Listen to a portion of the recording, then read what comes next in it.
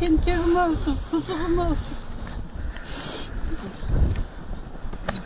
Белсенді Дулат Ағаділдің Астанадағы тергеу изоляторында жұмбақ жағдайда қайтыс болғанына бүгін тура 2 жыл. Осыған орай марқұмның жақындарымен бір топ белсенді оның басына барып Құран бағыштады.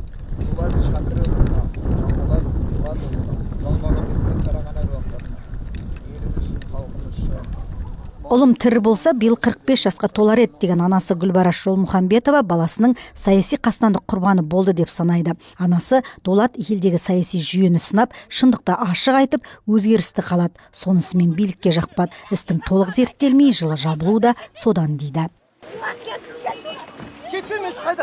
Үйден әкеткен 6 жігіттің үстінен осыншама арыз жаздым, бірақ біреуінде іске қосқан жоқ. Ешқайсысын тергеген жоқ. Әділдік түбі болады енді.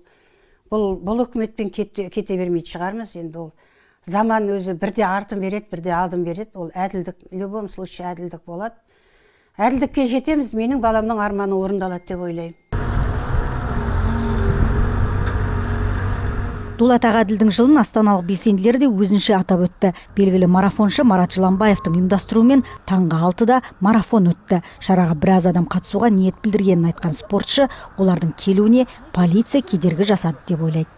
Только по беговым чатам я дал, что здесь сегодня состоится... Спортшылар чатына акция өткізетінімді жазғам. Бұл митинг емес, еске алу шарасы дегем. Бірақ байқасаңыз, аумақта полиция көп. Бірнеше автобус тұр. Келгендерді қуып жібергені анық. Біздегі басты кемшілік немқұрайлық, үнсіз қалу. Бұл әлсіздік. Қалай болса да шындықты айту керек. Білем, шындық жақпайды, әсіресе диктаторларға.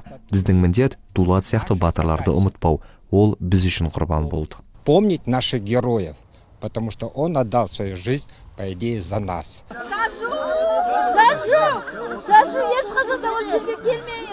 Дулат Ағаділ Қазақстанда билік рұқсат бере қоймайтын наразылық акцияларына қатысып, үкіметке талап қойған белсенді. Ол 2020 жылы 25 ақпанда Астанадағы тергеу изоляторында жұмбақ жағдайда көз жұмған. Оның өлімінен кейін елде наразылық күшейіп, белсенділер оның өліміне билікті айыптаған. Ресми дерек бойынша Ағаділ жүрек талмасынан қайтыс болған. Бірақ марқұмның жақындары бұған күдік келтірсе де, прокуратура белсенді өлімінен кейін ашылған қылмыстық істі жапқан. Әсемгүл Мұхитқызы, Кенжетай Ақсейітов, Азат Ньюс.